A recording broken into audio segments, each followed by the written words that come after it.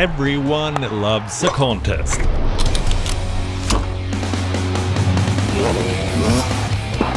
But sport isn't just about victory and defeat.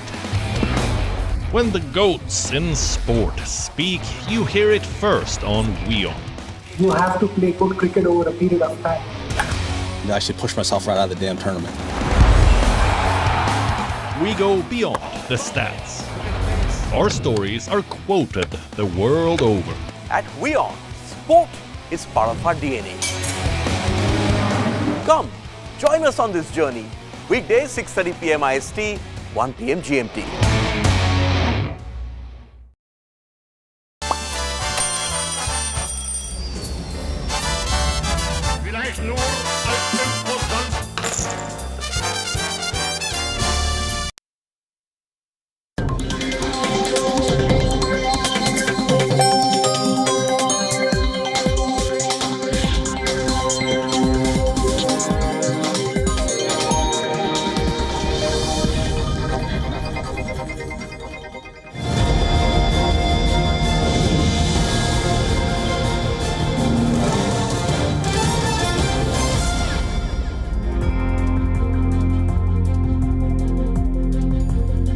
Hi everyone, welcome to WION Live broadcast from New York City. I'm Susan Tehrani. First, let's take a look at this hour's headlines.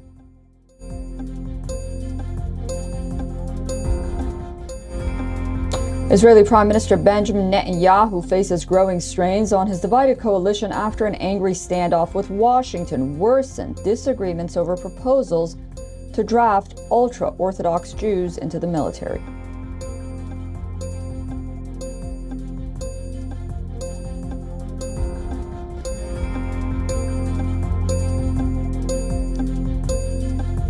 Hamas chief Ismail Haniyeh discusses Gaza war with Iranian foreign minister in Tehran. This is his second visit to Iran since the October 7th war began.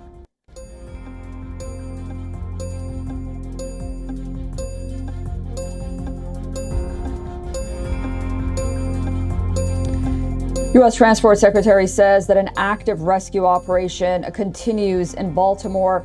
The Key Bridge collapsed after a ship crashed into it. 2 people have been rescued, while over a dozen are believed to be still in water.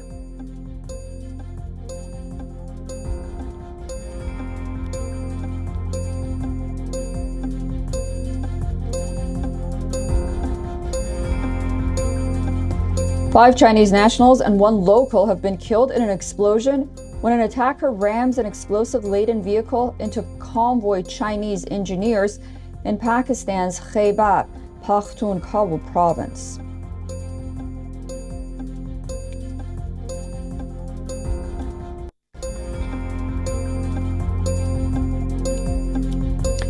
Russian Foreign Minister Sergei Lavrov says that his country doesn't need Western assistance in the investigation of the Moscow concert hall attack.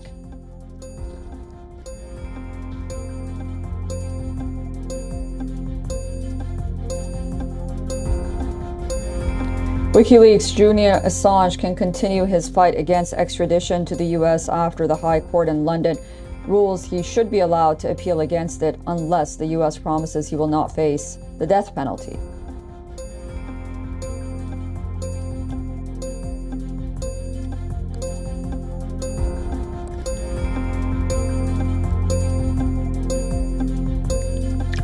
Baseball's biggest star denies betting on the sport. Shohei Ohtani says he's shocked and saddened by the betrayal of his closest friend and former translator, Ippei Mizuhara.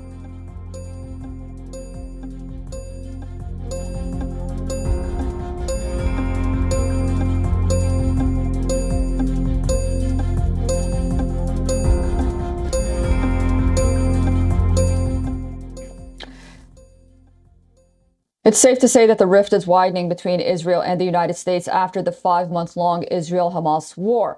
Israel has had near full White House support to its goals of destroying Hamas and recovering the hostages. But now, Israel's closest ally, the U.S., is suggesting that the Israeli Prime Minister Benjamin Netanyahu is trying to manufacture a crisis in Israel-U.S. relations. The White House official made the statement after Prime Minister Netanyahu canceled a planned Israeli delegation visit to Washington. The trip was personally requested by U.S. President Joe Biden.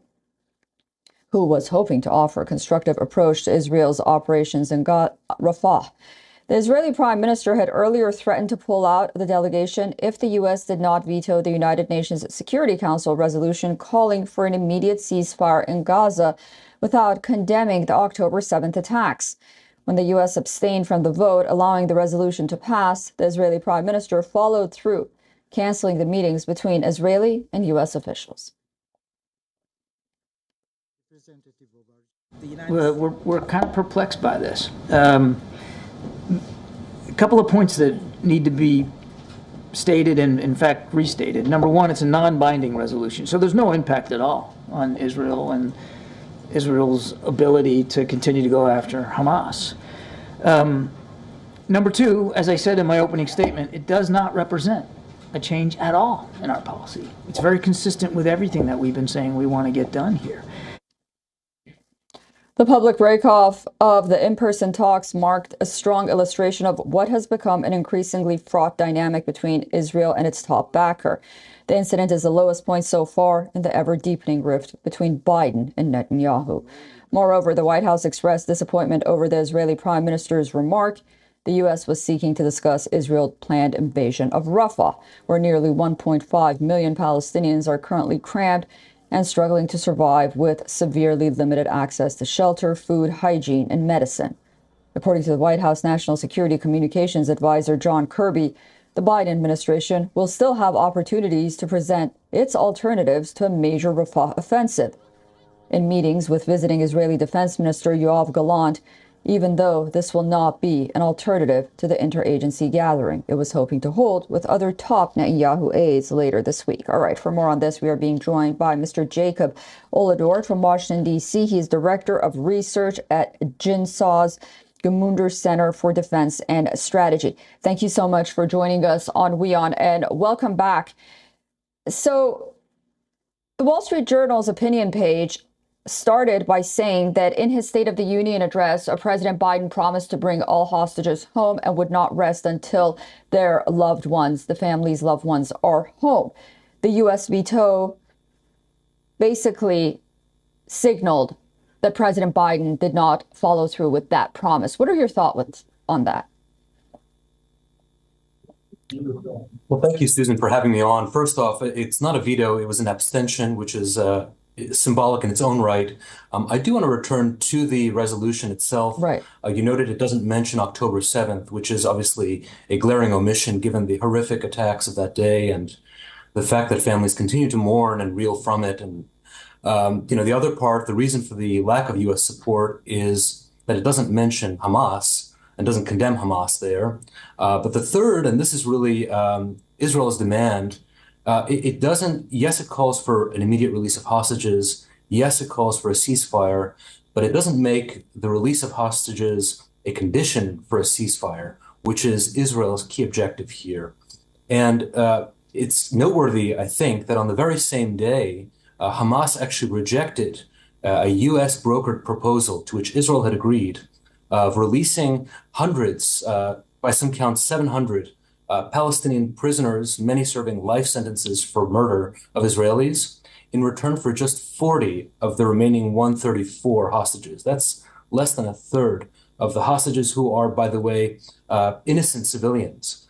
And so this, I think, tells you all you need to know about this war of necessity that Israel is fighting against Hamas in Gaza, and why Rafah, and I just want to correct your terminology. You called it an invasion of Rafah. It is the last piece of a critical operation in Gaza to eradicate Hamas's remaining stronghold of about 3,000 fighters there.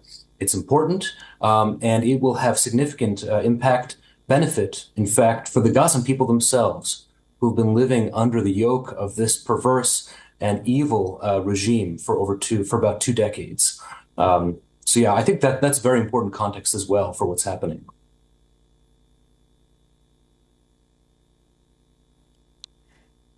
Jacob, former President Bill Clinton and then President Obama and now President Biden, they seem to not be fans of Prime Minister Benjamin Netanyahu, really looking at history.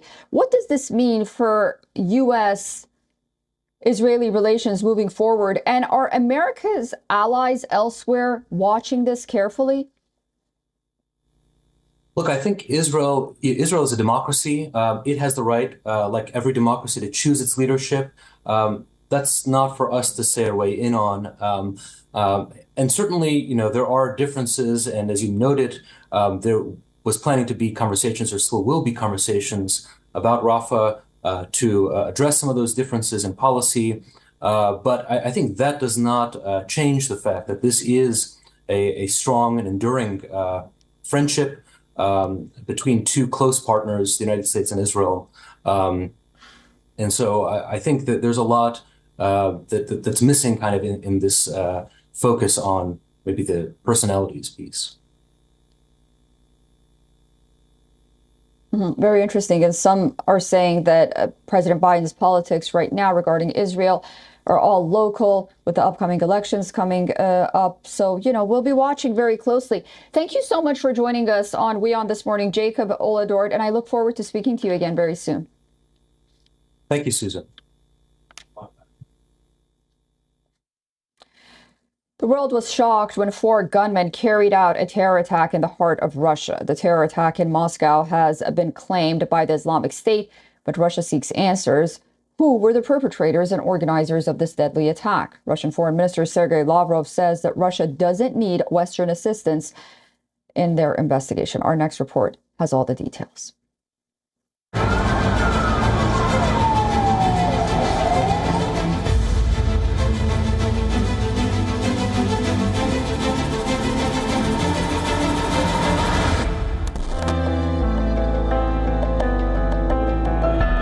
Life came to a stop in Moscow when 4 armed men stormed the Crocus City Hall concert venue, killing at least 139 people. But for nearly 20 hours since the attacks were carried out, the Russian leader had not said a word about it. However, when he talked about the barbaric terrorist act, Putin pledged to track down and punish those behind it. 4 of the actual performers of the act of terror, all those who shot and killed people, were found and detained. They tried to hide and were moving in the direction of Ukraine. There, according to the preliminary data, they had a crossing of the border prepared from the Ukrainian side. Overall, 11 people were detained.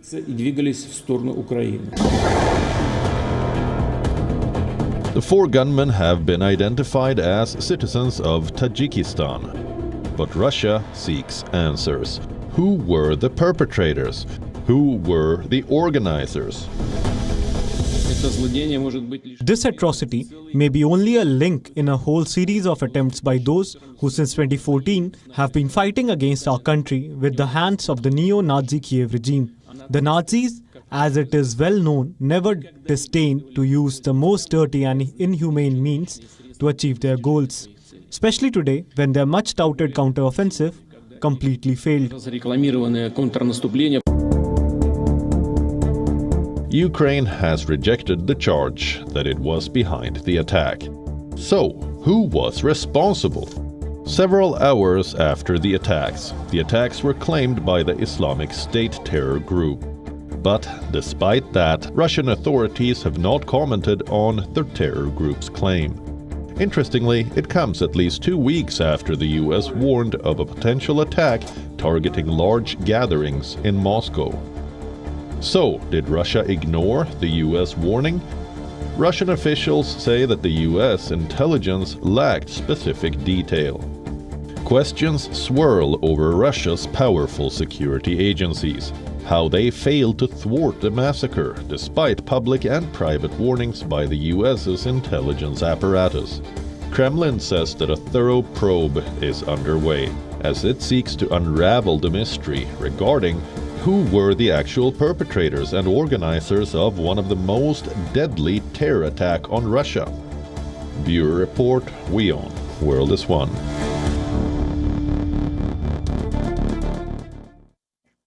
Japan seems to be slowly moving away from its post-war pacifist principles following the Second World War. This comes as the Japanese cabinet has approved a plan to sell next-generation fighter jets to other nations. This is seen as a controversial decision that allows international arms sale. This will also help Japan secure its role in the year-old project to develop new fighter jets together with Italy and the UK. However, Tokyo has expressed that it does not plan to export lethal weapons other than new generation fighter jets. These fighter jets are not expected to enter service until 2035. At today's cabinet meeting, we decided to transfer finished products related to the Global Combat Air Program from Japan to countries other than partner nations.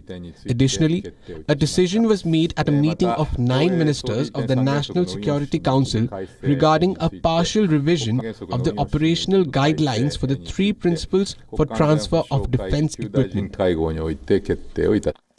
Japan has long prohibited arms exports under the country's constitution, although this has seen a change amid rising global tensions. Tokyo first began to export non-lethal military weapons in 2014. Last year, the government made a change that would allow the sale of 80 lethal weapons to its allies. This change paved the way for Japan to sell Patriot missiles made in Japan under license to the United States, which is seeking to replenish its stocks after sending weapons to Ukraine. This comes as Japanese Prime Minister Fumio Kishida is planning to make a state visit to Washington next month. It's expected that Kishida will stress on Japan's readiness to take a greater role in global military and defense partnerships. Potential markets for the jet include countries with which Japan has a defense partnership. Those may include the United States, Germany, India, as well as Vietnam.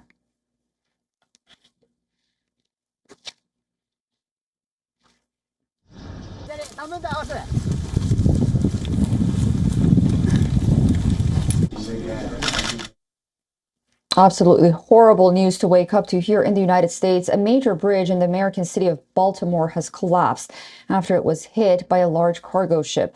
At least 20 people are believed to have fallen in the river below the Maryland's Francis Scott Key Bridge.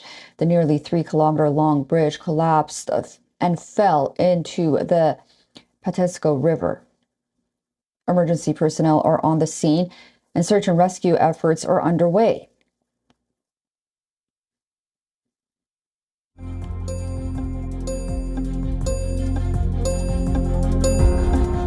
We are still very much in an active search and rescue posture at this point, and we will continue to be for some time. We have a large area that we have to search. This includes on the surface of the water, subsurface, as well as on the deck of the ship itself. Officials say that the river water has freezing temperatures and it has been a hurdle for rescue workers along with limited visibility. The bridge is part of the Interstate 695 highway. Authorities have said the highway was shut due to ship strike. The bridge was built in 1977 and referred locally as the Key Bridge. According to the National Steel Bridge Alliance, it was one of the longest continuous truss bridges in the world upon its completion.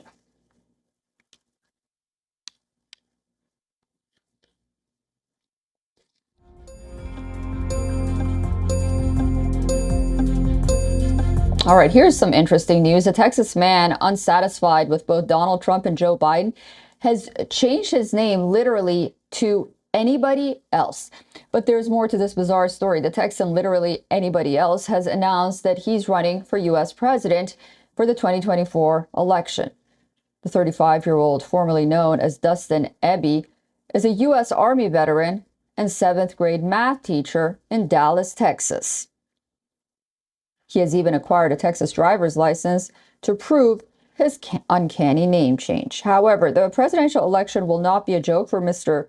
Literally Nobody Else. He needs 113,000 signatures from non-primary voters in the state of Texas by May to get his new name on ballots.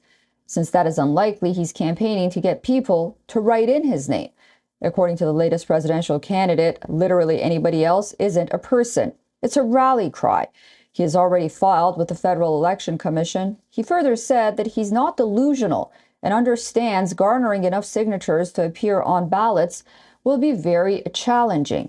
His website, literallyanybodyelse.com, says, and this is a quote, "For too long, Americans have been a victim of its political parties putting party loyalty over governance. Together, let's send the message to Washington and say, you will represent us or will be replaced. America should not be stuck choosing between the king of debt and an 81-year-old. Literally anybody else isn't a person, it's a rally cry.